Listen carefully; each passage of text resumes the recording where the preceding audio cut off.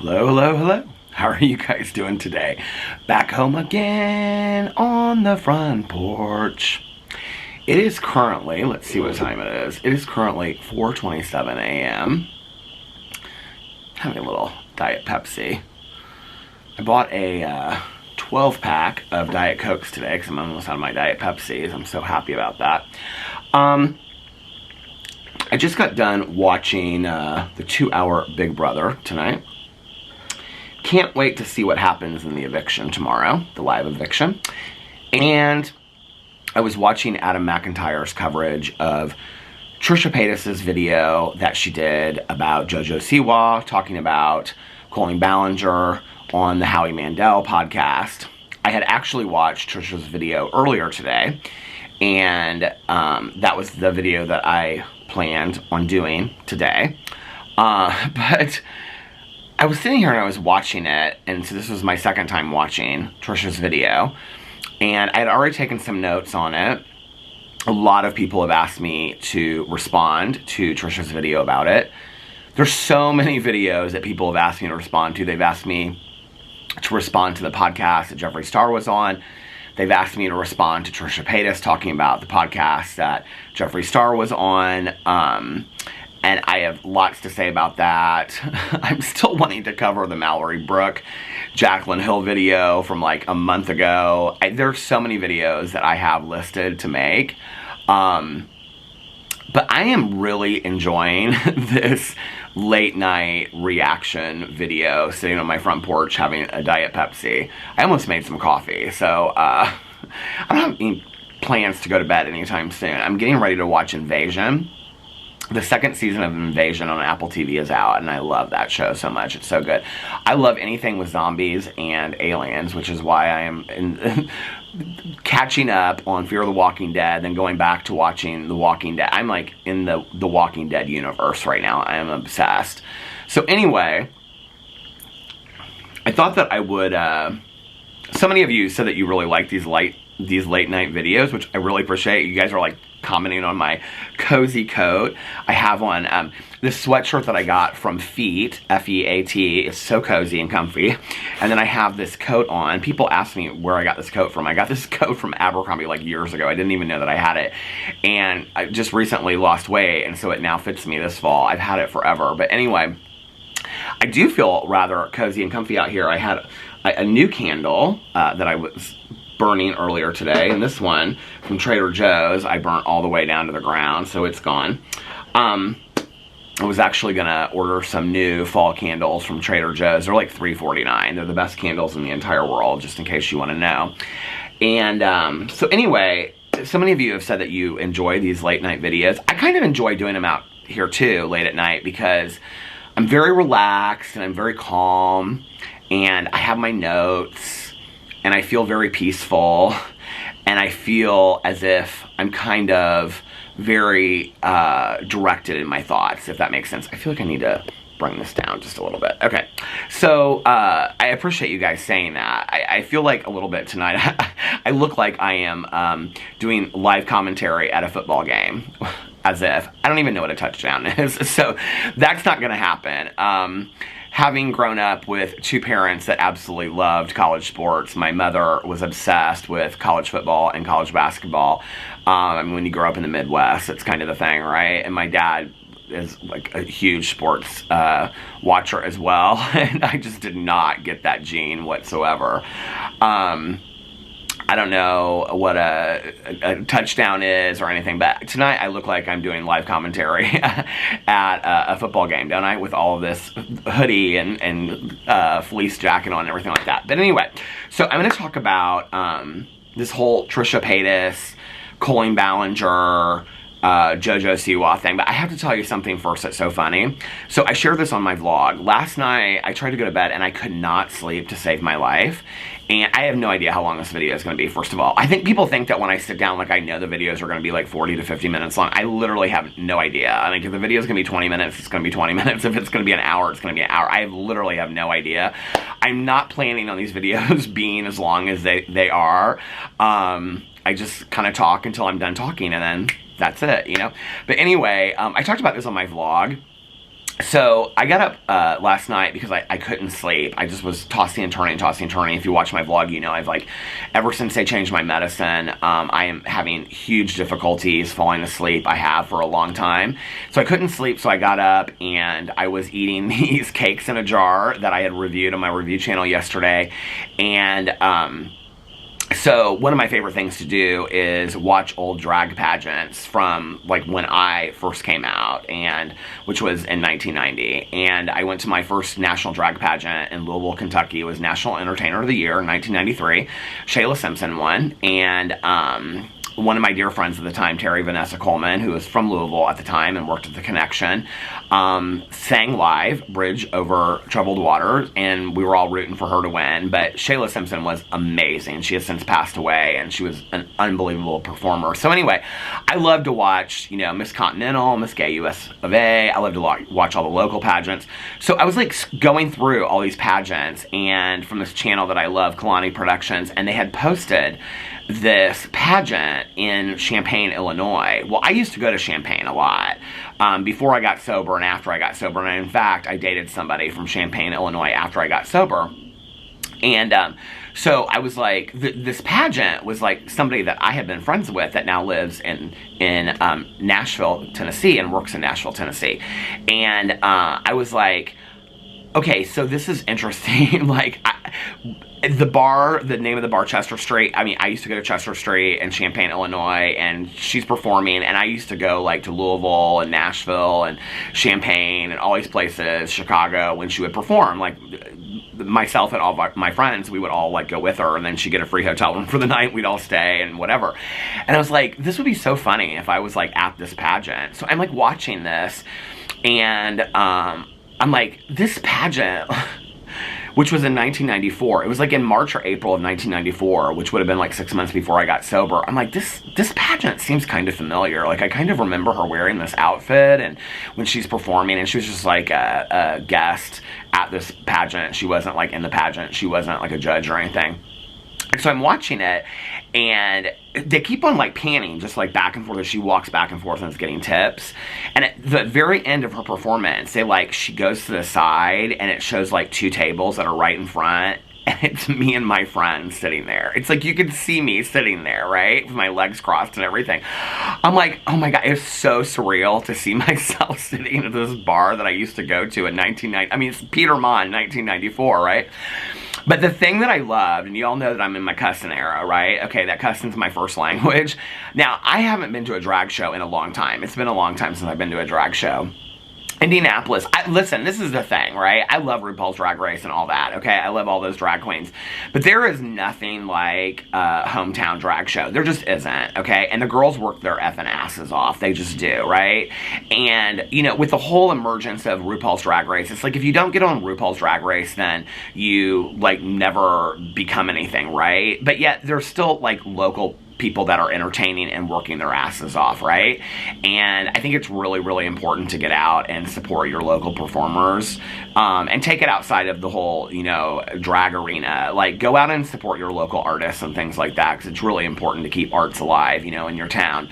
So anyway, I've always just loved, like, local shows and whatever, and when I first came out, you know, long before I got sober, I mean, that's how we started the night, was by going to drag shows. So I was going to, like, drag shows 4 nights a week, you know, and I was raised by, you know, when I came out in the gay community, by some very, like, tough drag queens in Indianapolis, and so thankful that they, you know, just really taught me how to stand up for myself. And I said in a video not too long ago that I kind of lost that along the way, you know, but they did. They taught me how to stand up for myself. They taught me confidence, and they taught me self-worth and value and love, right? And I think to this day, that's why I have a lot of respect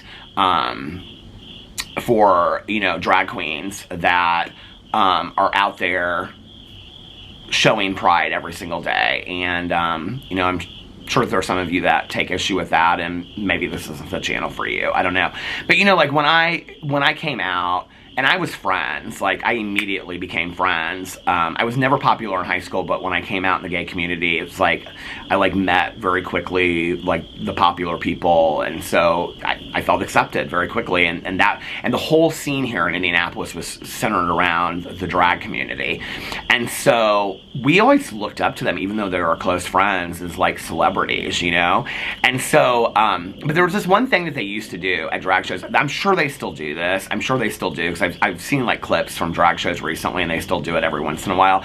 But they used to do it at drag shows all the time. And I'm gonna start doing it on my videos, because I saw it in this pageant last night, and I had totally forgotten that they do this, and I love it so much. And it's where the MC will say, "Attitude check," and the whole audience goes, "Fuck you," and they go, "Attitude check," and the audience goes, "Fuck you." So let's try it, shall we, before we get in this Trisha Paytas, Colleen Ballinger Jojo Siwa video, which I'm sure will be a fucking mess. Attitude check! Attitude check! Okay, now we know what to do, okay? In the future, there will be people that will come to my video, like 5 videos from now, and I'll go, "Attitude check," and then they'll be like, "What is this attitude check thing?" We're so confused, right? Okay, so before I get in this video, I just want to say, I'm very confused, okay, about this Trisha Paytas video about Jojo Siwa and Colleen Ballinger. I just want to say that, first of all. I have a very opposing kind of questions and opinions about it. And I watched Adam McIntyre's video, and he was very complimentary of her, and I think she makes a lot of good points. I still have some questions, okay? Now, for you Trisha Paytas lovers out there, and you Trisha Paytas haters, okay, I just want to say that you might want to put on your big girl and big boy pants, okay, and strap yourselves in for what I have to say in here. And if you are one of those, this might not be the video for you, okay, because we're going to have a very, just what I hope to think is a very mature, thought-through response to this video. I'm just telling you, y'all will, if you love or hate her, you won't think I'm being mature about it, okay? I'm just going to tell you my thoughts about the video, right? And what my initial reaction to it was. So, if you're going to have a problem with this, I'm just going to warn you straight ahead, this is probably not the video for you. If you really love Trisha or you really hate Trisha, I'm going to say very opposing, conflicting things. And so this is probably not the video for you, okay? And if you're, so strap yourself into your, you know, your big boy and your big girl pants, okay? And if you're a Colleen Ballinger fan, then, you know, tape up your diapers a little bit tighter, because you're probably going to shit yourself, okay? I'm just telling you, okay? I'm just telling you right now. So get your diapers straight, and we're going to get into this video. Now, I have quite a few notes. Oh, the first thing I want to say in here before I get into this is, you know, I didn't get tons of comments about this because Jojo Siwa is literally being dragged, okay? So if you don't know what I'm talking about, Jojo Siwa has been friends. She said in this, she did a podcast interview with Howie Mandel on his podcast, and I think I said it was 3 or 4 minutes. I was watching Adam's video and he covered it, and I think it was about 7 minutes actually of, it was about an hour-long video, or hour-long interview, and so he asks her about her friendship with Colleen Ballinger. So for those of you that don't know about the allegations against Colleen Ballinger, go watch the 9 million videos that are out there on YouTube. I'm not doing a history lesson tonight, okay? But for those of you that don't know, Colleen Ballinger befriended Jojo Siwa from Dance Moms, that's famous for the bows and all that kind of stuff. Even though she don't wear the bows no more, but she's still selling them like crazy. She said on the podcast she's made $80 million off the bows. Okay, so we're not talking about somebody out there that, you know, is struggling. I mean, she's made $80 million, okay? She is a millionaire time over, okay? That, I want to say that because I'm going to reference this in just a second. But anyway, so Colleen Ballinger, who has all these allegations of inappropriate conversations with minors and conversations with minors and things like that, she befriended Jojo Siwa when Jojo Siwa was 12, okay? Colleen Ballinger at the time was 27 and a half, 28. So I talked a lot about that in the video that I did yesterday.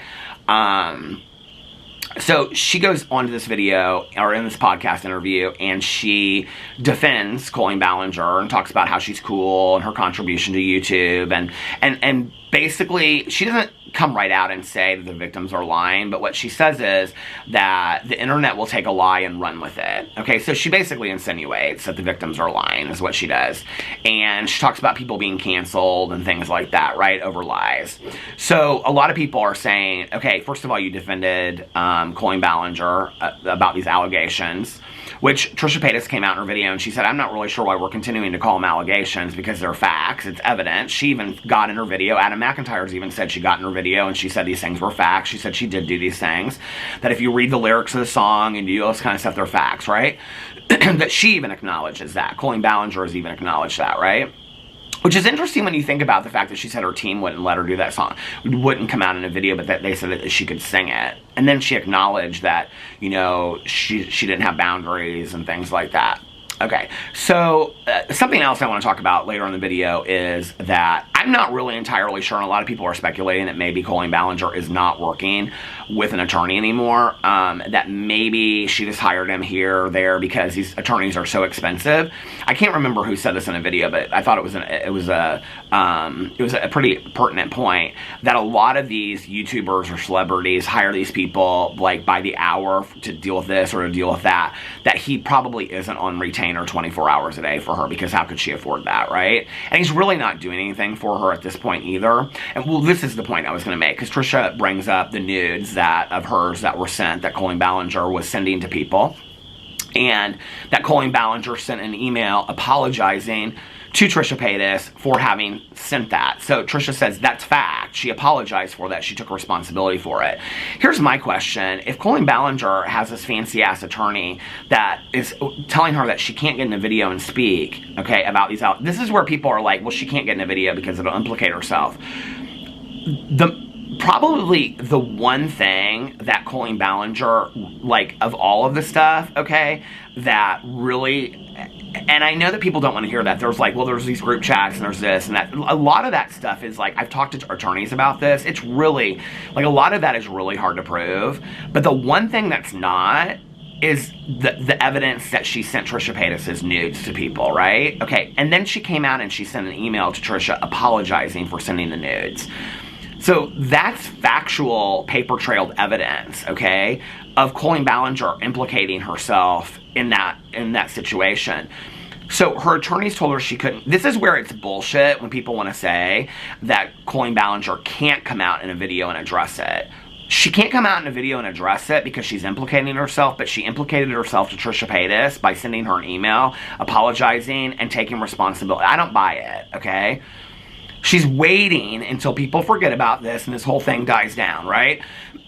I really believe that she was banking on the fact that Jojo Siwa would buy her some credibility and people would believe Jojo Siwa. It backfired on her, okay? Because you got a 20-year-old girl that is defending Colleen Ballinger. It looks like it's almost kind of a favor that Jojo is paying to her for all the collabs. She says we did like about 100 collabs or something, right? Okay, so, and the collabing thing is important because that's going to come up later with Trisha.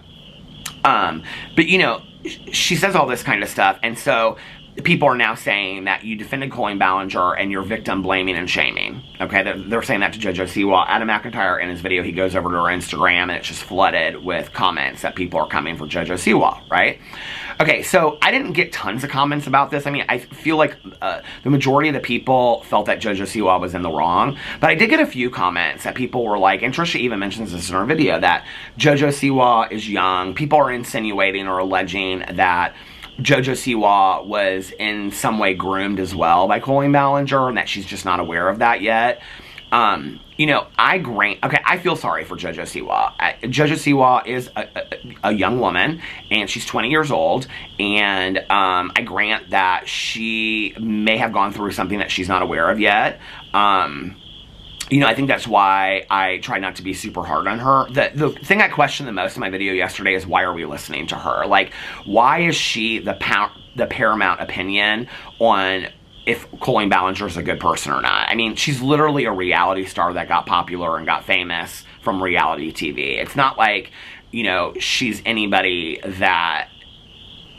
She's not the opinion that I'm going to look for, if that makes sense. Like, she's not the superior morality, as I said yesterday in my video. Like, she's literally somebody that got famous off of Dance Moms and couldn't even really make it to the top of the pyramid except for twice. She said that on the show, not me, right? So, I mean, she did all these collabs with Colleen Ballinger. She even says in there the night that she had dinner with Colleen Ballinger for the first time that she went home that night and made her YouTube channel. She ended up then collabing with Colleen Ballinger. Colleen Ballinger introduces her to all these people on YouTube. She goes to Colleen Ballinger's Christmas party.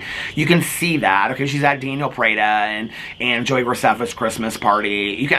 You guys, she's been mixing with all of these problematic people for years and years and years, and Colleen Ballinger is probably the person that introduced her to all these people, right?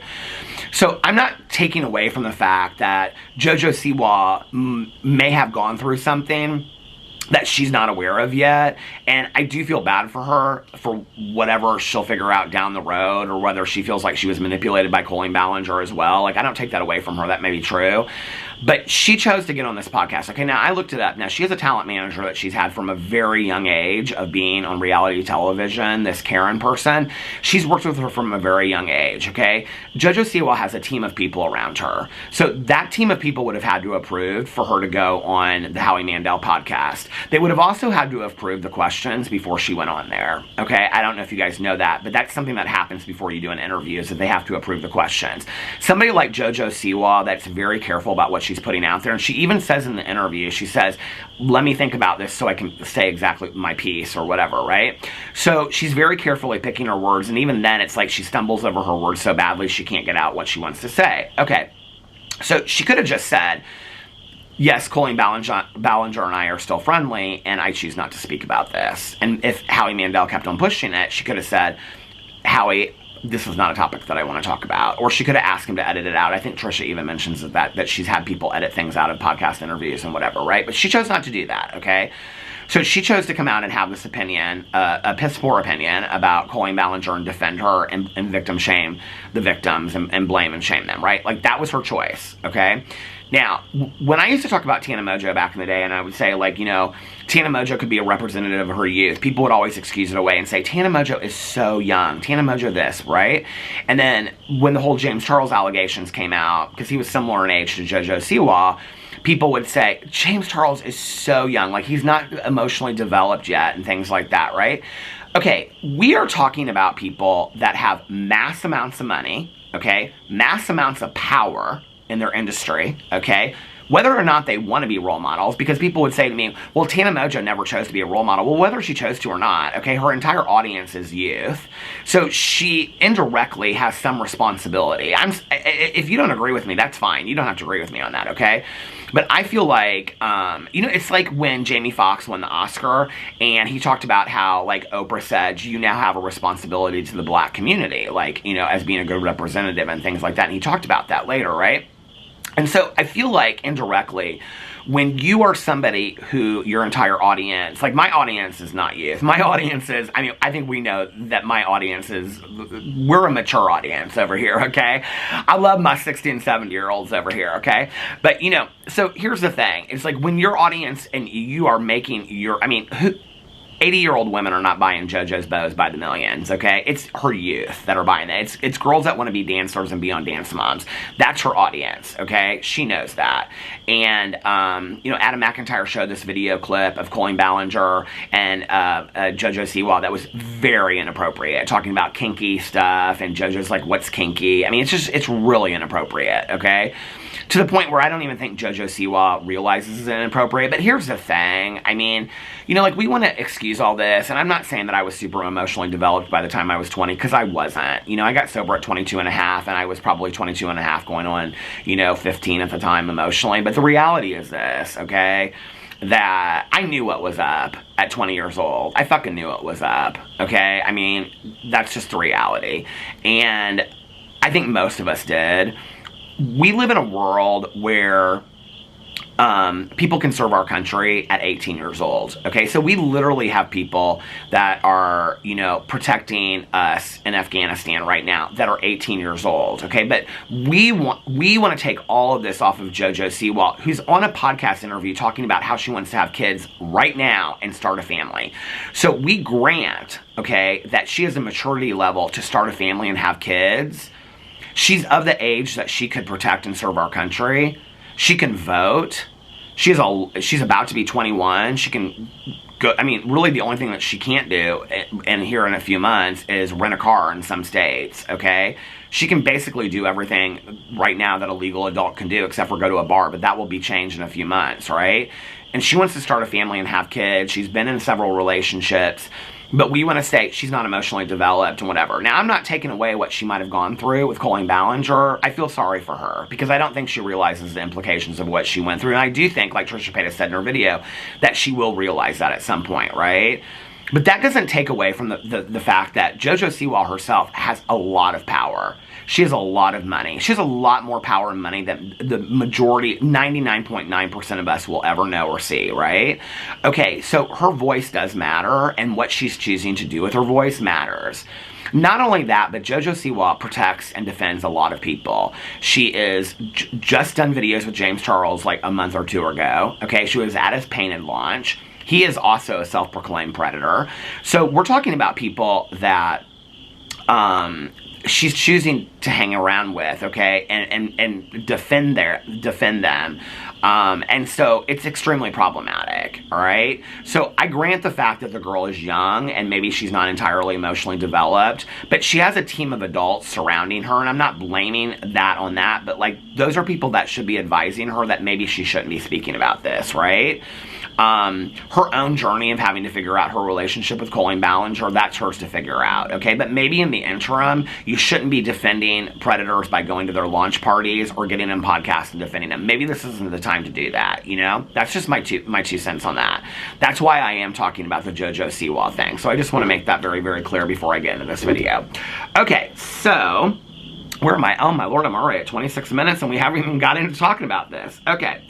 So, the first thing I want to say is, okay, okay, so first of all, and like I said, I'm going to say a lot of conflicting things in here because I felt like what Trisha, if you take, okay, this is the thing. I already know because Trisha references a lot of, like, her past and her abuse history and things like that, that people are going to say, the people that don't like Trisha Paytas or want to hold her accountable, which I have held her accountable in tons of videos, okay? I know that people are, and this is the thing that's going to piss those people off, okay? That people are going to say, well, what about this? And what about this with Trisha? And this was never proven to be true. And, you know, and this and that. I already know that y'all are going to say that, okay? About the teacher and all that kind of stuff.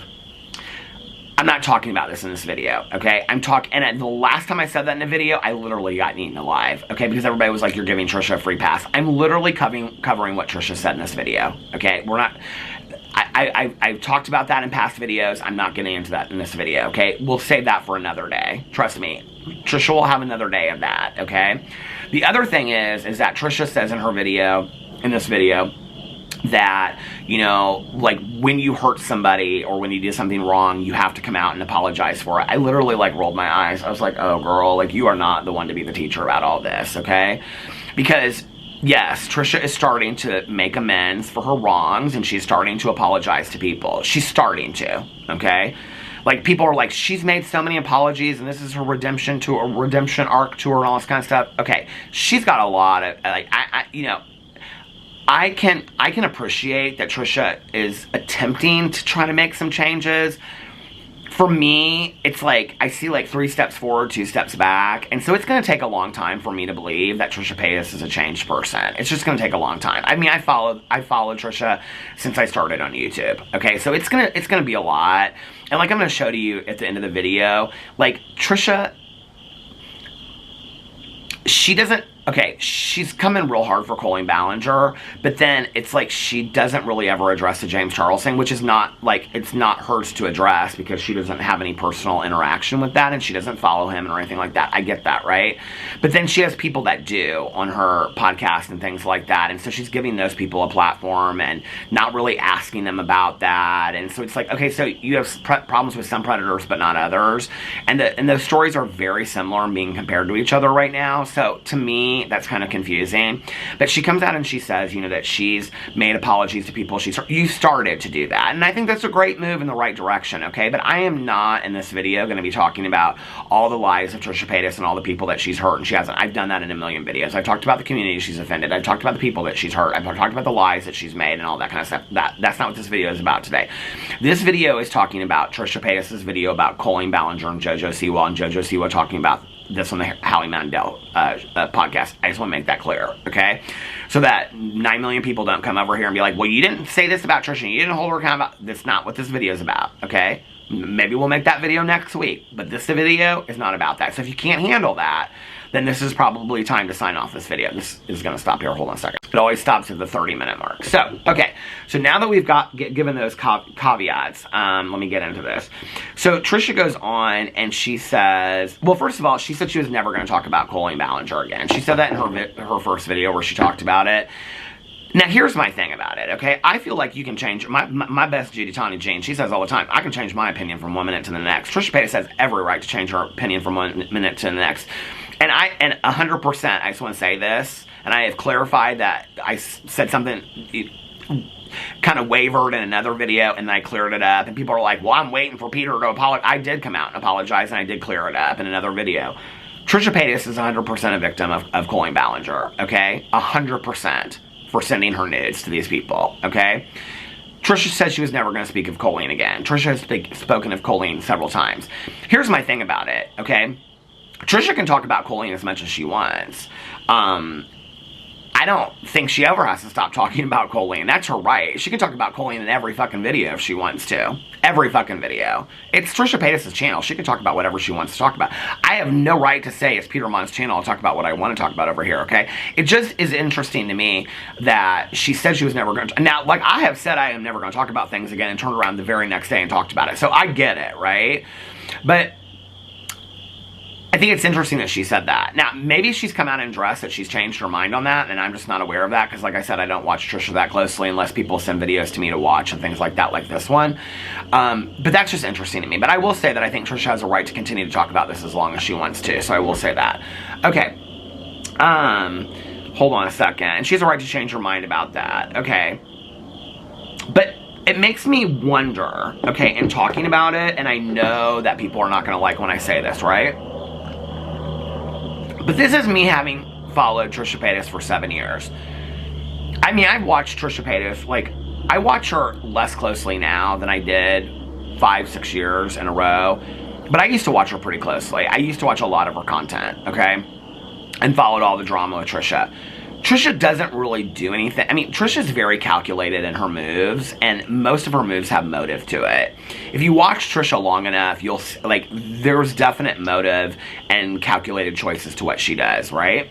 And so, I'm sitting there and I'm watching this, I'm like, okay, so she's talking about Colleen Ballinger and this Jojo Siwa thing, right? Like, she said she didn't want to talk about Colleen Ballinger anymore because it was bringing her... Now, like I said, I understand saying you're not going to talk about something and talking about it again. Trust me, I've done it myself, okay? So if I was going to call her out about that, I'd be a hypocrite. But what it made me wonder was, what's her motive about talking about this? Because Trisha does have a motive for what she does in videos, right? Like, it's not like Trisha just goes, well, I'm going to talk about this today because I want to talk about it. Like, there's always kind of a motive to it. So, like, that was always in the back of my head while I was watching... that was in the back of my head while I was watching this video. So I just want to say that first before I get to the very end of what I have to say. Trisha also says in here that... she says something about leaving out the part of it. She's talking about the victim's allegations. And she says something in here about leaving out the part where sending nudes to the fans. Trisha, you don't need to leave that out. Like, that's a pertinent piece of the puzzle of Colleen Ballinger, right? Like, and she says it in here like 2 or 3 times. And each time she kind of like plays it down. And I think what she's doing in this moment is she's like, she doesn't want people to think that she's making it about her, right? But I think it's okay for you to step into that role, Trisha, and say, I am pissed about this. I do have a right to talk about this. You know? I was victimized by Colleen Ballinger, and I am going to continue to talk about it. You have every right to stand up for yourself in this situation, Trisha. You don't have to minimize it and say, I'm not, like, but, like, let's take that piece out of it. You don't have to take that piece out of it at all. That's a very important piece of this, okay? Because what Colleen Ballinger was doing was, she wasn't just, I mean, it's so far-reaching when you look at this. I mean, yes, she was sending nudes to minors. Yes, she was sending nudes inappropriately. But she was also betraying a friend. She was also, like, I mean, she was going behind people's backs. She was showing these things to other people, like friends of hers, and laughing at it. She was shaming you. I mean, this is so far-reaching that I think it really shows the character of Colleen Ballinger. So no, I don't think it's a piece that we can forget about. And I don't think that, even if people think that you're talking about you, Trisha, that's okay in this situation. You have every right to say that. And this is where people are going to say, well, Peter, you're giving very conflicting messages. Well, I'm very conflicted about this video. I'm not really sure what I think about this video, okay? Because I feel a couple different things about it. Like, I feel like Trisha made some really, really good points in this video. But I also feel like I'm not really sure of what her motive was. And so, hold on a second. I already said all this stuff that I've got in my notes. Okay. I said Trisha makes some really good points in here. For example, and one of the things I want to talk about was that Trisha brings up again the fact that Colleen Ballinger sent this lingerie to Adam McIntyre, okay? And the fact that, and Adam brings this up in his video, that one of the things that isn't really acknowledged is that when she, because a lot of people are like, well, she came out and she apologized about it in 2020, right? And Adam's like, one of the reasons why Colleen can't come out and talk about it now is because she doctored evidence. Because the video clip that she showed, or the video clip that she was leaning on in her 2020 apology, had been clipped, okay? And it only showed part of her and Corey sitting there talking about sending Adam McIntyre. It made it look like Adam McIntyre was in the wrong for the whole situation. How you make it look like a kid is in the wrong for asking for lingerie, and then you chose to send it to him and you thought that that was okay. I don't know how you even can clip that to make, I mean, even the real clip, or even the fake clip that she clipped to make it look, still looks sketchy as hell, right? Okay, but she clipped it to make Adam McIntyre look like he was a super fan that was asking for this stuff and he's the one in the wrong. It still makes you look weird as hell, Colleen, okay? It's inappropriate, and it's just as weird. But, you know, I was sitting here, I don't know why this, like, never occurred to me before. You know, like I said, you know, my audience is... I mean, I have some audience members, like, I'll have people say, like, oh, I just, you know, I got married last year, and I just had my first baby, and I've watched you since I started college, and I'm now, like, you know, 26 years old, and whatever. Like, to have, like, gone through, like, all those people's, like, life transitions is cool to me. Or, you know, people will say to me, like, you know, when I started watching you, you know, like, both my daughters were getting married, and now I have 4 grandbabies, and, like, you've been through me with that whole, I've been with you through that whole journey. And, like, just to realize I was with somebody when they, like 4 of their grandchildren were born and they were watching my videos through all that is, like, really cool. But let's just take that for a second, right? Like, let's just take if a 60-year-old woman, you know, commented or wrote me and wanted me to send her a brand new pair of boxer shorts, okay? We're not talking about lingerie, boxer shorts, okay? From Old Navy or from, I don't know, Banana Republic or something like that. And it was in a package, a sealed package, okay? Calvin Klein boxer shorts in a sealed plastic package that I had never even touched or opened. That is, even to me, still so inappropriate that I would never send even a 65-year-old woman, a 70-year-old woman, okay, an unopened package of boxer shorts. The fact that Colleen Ballinger thought it was appropriate to send lingerie, I would never, okay? Like, that is so inappropriate.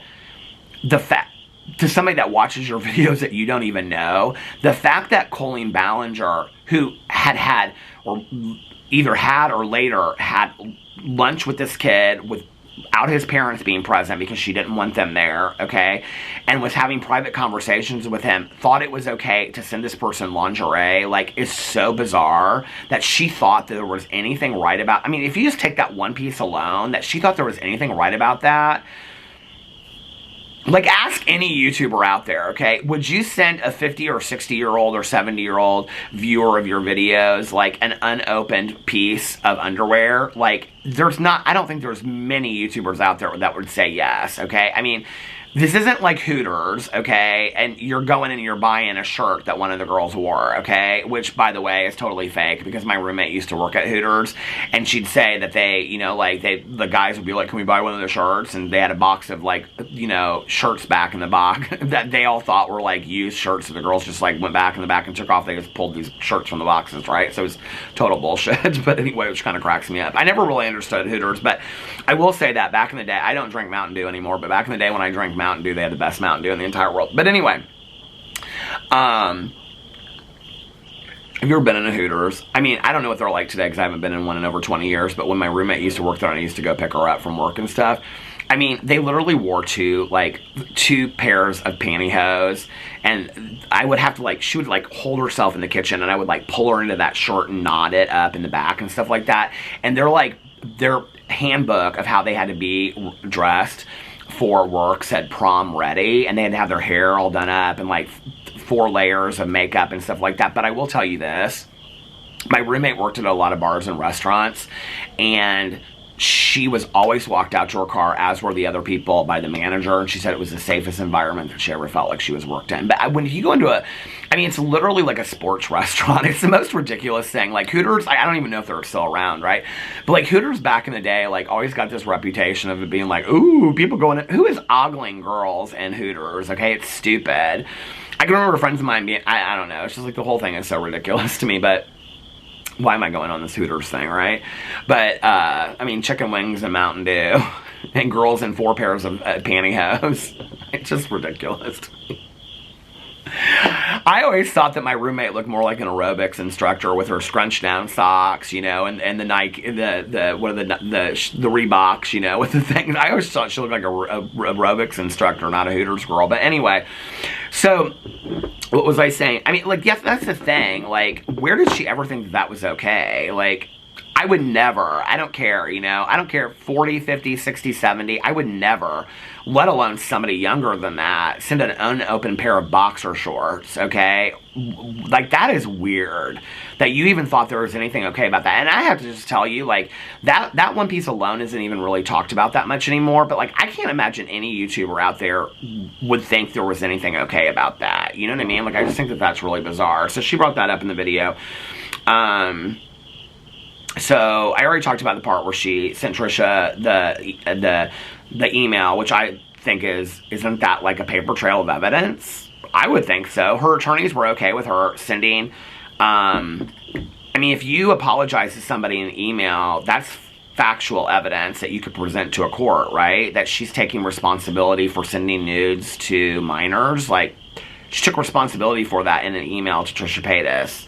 So isn't that factual evidence? Like, maybe that's why she's not coming out and speaking, because Trisha's now talking about this being a federal crime and things like that. Maybe she's afraid of Trisha Paytas filing charges, you know? Who knows? But, you know, the video I thought was good. You know, Trisha shares a lot of stories about her own history with grooming and things like that. And I know that a lot of people are going to be like, well, Trisha's lied about this and Trisha's lied about that. I thought, like, a lot of things that she said about you don't even realize things that you've gone through in your youth until a lot of years later. I can tell you, like, for me personally, and not having gone through those things, but a lot of things in my life I didn't even really realize the implications of until later, you know? As a person in recovery, for those of you that don't know, I got sober December 17th of 1994. My mom got sober June 2nd of 1995, and she ended up living for another 12 years and 11 months, and she was 1 month short of 13 years of sobriety. And the greatest gift she ever gave to me was sobriety. Other than my life, the greatest gift that my mother ever gave to me was sobriety. We spoke the language of recovery, and we shared recovery together. We never went to meetings together because that was a boundary that we set, and I never heard her lead. She never heard my lead, which is where you share your story. But we spoke the language of recovery, and it was the most amazing thing in the entire world, you know? And so, this term that we use in recovery of adult child of alcoholic, I don't know that I ever even realized until later in life, you know, like Trisha references, like, until she was, like, in her 30s. I don't know that I ever even realized the impact and the fear that I had associated with my mom, who at times, I mean, my mom was an active alcoholic the entire time that I was growing up, but she was a damn good mom too. Like, she tried really, really hard, you know? Alcoholics are not bad people trying to get good. They're sick people trying to get well. And my mom tried really hard to be the best mom that she could. And at times, I mean, she was literally the mom putting meatloaf on the table and watching Little House on the Prairie and reading me to sleep at night. I mean, she was the best mom. There were other times that she fell short of that because she was in active addiction. And I'm so grateful that we were able to have an adult relationship and that she became the mom and I became the kid again, you know? But later, what I realized, you know, was the implications of what it was like to have, grow up as, you know, a child of an alcoholic. Like, it impacted me in so many different ways. I think just now, I am even starting to realize at 51, the implications of being bullied for 12 years of my life, what that had on me. So, I think Trisha's absolutely accurate in saying that maybe Jojo Siwa doesn't understand the implications of what's happened to her by being around all of these problematic people. But in watching this, and this is where people are going to have an issue with this, because I know a lot of people are singing Trisha's praises, and I'm just asking some questions, okay? So I want to make this clear. I'm not saying that this is what Trisha is doing. I'm just asking some questions as a drama commentary channel, watching her from afar, okay? When I'm watching this, I'm thinking to myself, okay, either Trisha is doing a sincere, genuine response to this, or there is a motive, okay? So I'm like, what could possibly be the motive of her coming out and making this video? And the first thing I thought was, Trisha Paytas has done collabs with Jojo Siwa too. Trisha Paytas, Shane Dawson, they did collabs with Jojo Siwa. A lot of people are talking about Jojo Siwa's collabs with Colleen Ballinger. And I'm like, okay, Trisha goes in and talks about her collab that she did with Jojo Siwa. She explains that she went to her house and that her mother was upstairs. She explains that she was invited to a New Year's party by Jojo Siwa. She insinuates the person that she was dating at the time was invited to, and that she didn't want to go because she didn't think it was right, but that he went and he took his kids. I think she's talking about Jason Nash, but I could be wrong, I don't know.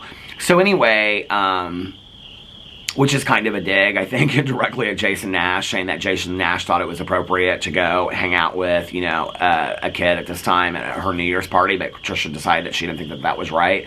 But Trisha goes into this kind of explanation of this whole collab situation. While I'm watching that, it's like my Scooby-Doo ear went up, right? Attitude check! Anyway, did I catch you out of nowhere? Attitude check! That's not in relation to Trisha. I just wanted to do that. So anyway, but my Scooby-Doo ear goes up, and I'm like, okay, this is interesting. So, are you trying to get ahead of everybody coming for you, saying that you did collabs with Jojo Siwa, so you're no better than Colleen Ballinger, so that discredits you against Colleen Ballinger? Because people will say that. People will say, well, Trisha, you don't really have a leg to stand on because you did collabs with Jojo Siwa too, so you have no room to speak about this. So she gets ahead of it. Now, Trisha's smart. I've said that for years, okay? Trisha is smart, she's calculated, and she knows what she's doing. People don't give her enough credit. They think she just sits down on the kitchen floor and cries. Trisha knows what she's doing, okay? Trisha knows what she's doing. Go watch that video of hers where she's standing in her kitchen and she sings that Lady Gaga song and says she can sing better than Lady. But that was so genius at that time. Okay, let's just grant her that, right? That was the biggest song at the same time, and she was like the first person that came out into this parody of it. I mean, it was genius. I mean, Trisha Paytas knows timing. She knows what to say, when to come out and say it. So when Trisha Paytas chooses not to say something about something, okay, or apologize to somebody, that is calculated as well. I just want to make that clear. For people that want to defend her and say, well, she's done this apology. My allergies are killing me. My throat's starting to itch. And people, when I cough, it's because I'm trying to scratch my throat. My husband can do this thing where he goes, I can't do that. It doesn't do anything for my throat. I've been talking too long and my throat's starting to itch. But anyway, Trisha Paytas knows what she's doing, right? So I'm watching this video, I'm thinking, see, I had no idea this video was going to, I mean, we're almost at 50 minutes. We're at 48 minutes right now. I'm like, is Trisha Paytas trying to get ahead of this? Like I said, I have told other people, get ahead of it, okay? Trisha Paytas has watched drama commentary channels for a very long time. Trisha Paytas now has a drama commentary podcast. Trisha Paytas knows the game of drama, okay? She knows it's smart to get ahead of the game. She knows that. I'm like, Is she coming out with this so that she can defend herself indirectly about the collabs that she did with Jojo Siwa, and she can explain her stance before anybody comes out against her, and then she doesn't have to explain it after the fact? Because then people can say, well, she already talked about it. I'm like, well, if she is, that's smart, right? So I'm wondering if, like, that's that. The other thing I want to say is, and I know that people aren't going to understand this, but here's my thing about Trisha, right? Like, Trisha, and this is where I'm like, if Trisha wants to come out and say, I am really fucking pissed at Colleen Ballinger for spreading my pictures all over the internet. I mean, Trisha Paytas, for that reason alone, she doesn't have to act like she cares about the victim. She doesn't have to act like she cares about this story. She doesn't have to act like she cares about this whole, all these allegations, all that kind of stuff. For that reason alone, okay, Trisha Paytas could come out and just talk about that if she wanted to. But she's chosen to come out and talk about the allegations and how inappropriate it is for adults to have relationships with kids and friendships with kids and all this. I mean, she goes into all this, right? But here's my thing, right? Like, okay, so you take issue with Colleen Ballinger, and you've now spoken about this in several videos, right? But you don't take any issue with James Charles. Now, hold on a second before people go, oh, here we go again, Peter Monn and the whole James Charles thing. No, listen, okay? Trisha Paytas had Tana Mojo, okay, on her podcast. She got a lot of views on that podcast. She also did a video where she's giving her a tour of her house. Then Trisha Paytas turns around, okay, and she goes on Tana Mojo's podcast. This is what's called cross-pollination, okay? So that then Tana's audience follows Trisha Paytas. They like her. They're like, oh, I like Trisha now again, or I like her, and Tana's giving her a moment, so maybe I should give her a moment or a chance, right? Or I should give her an opportunity. And the same thing for, like, Trisha's audience, that they're like, oh, well, if Trisha's liking Tana again, and she's funny on this podcast, then maybe I should follow her again, or I didn't even know about her, or whatever. It's called cross-pollinating audiences, okay? So she doesn't have any problem having Tana Mojo on there, who Tana Mojo had a lot to say about James Charles and came out real hardcore against him and said really nasty things, and then was in his painted launch PR TikTok and then supported him again and all this kind of stuff.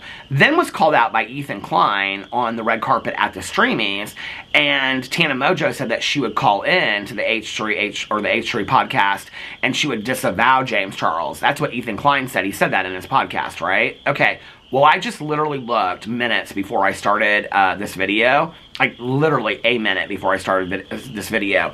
That was like 2 or 3 weeks ago. Tana Mojo is still following James Charles. So for all of you out there that want to say that an unfollow is enough, Tana Mojo said to Ethan Klein that she would call in and disavow James Charles, but she felt like she wished she had never done that PR thing.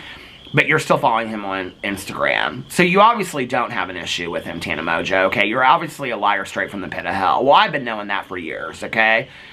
I've been knowing that you're a liar and that you just go wherever the clout is and you don't really care, okay? Because you have no pride, no integrity. And I got called out about that by that Audra Raines, and she was absolutely 100% right. She's like, I don't know why you expect anything from Trisha Paytas or Tana Mojo. Like, they're shameless and they have no pride and they'll do anything for a view or money. And it's true, right? So I don't know why I expect anything from Tana Mojo. I don't. But this is to prove a point, okay? She goes where the power and the money is. So she doesn't want to piss off Ethan Klein because he'll call her out, okay, for supporting James Charles, but she doesn't want to piss off James Charles either. So she lets him in her house, and she lets him film and all that kind of stuff, right?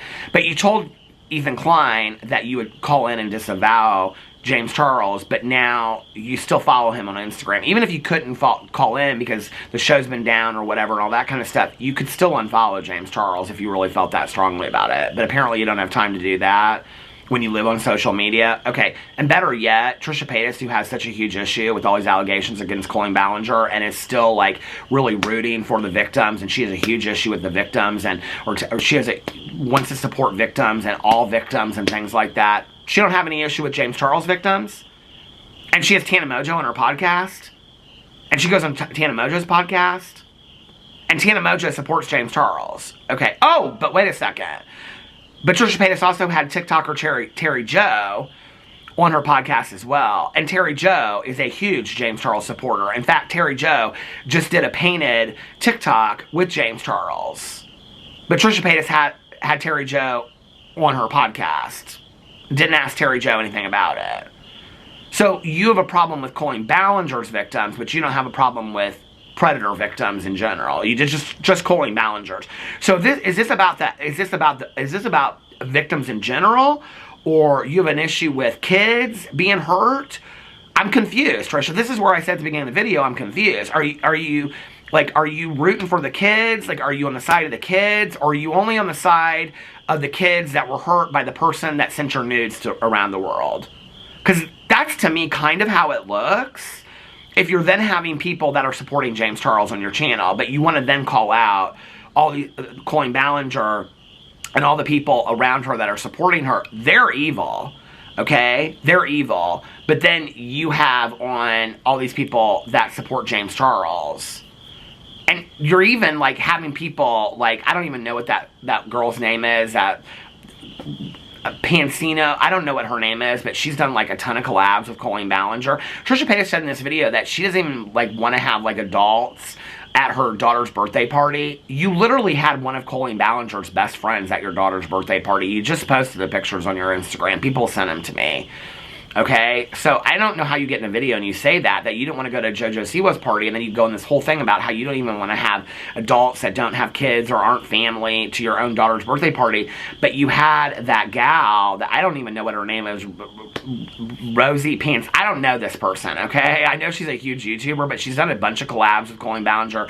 She hasn't come out and spoken against Colleen Ballinger. She still follows Colleen Ballinger, okay? And everybody's been sending it to me for weeks, and the reason I haven't spoken about it is because I don't know her. Apparently, Mr. Beast still follows James Charles, too, or Colleen Ballinger. I don't think he follows Colleen Ballinger. I think he follows James Charles, but that's problematic as hell, okay? Mr. Beast, whose entire audience is kids, like, why are you following James Charles, a predator?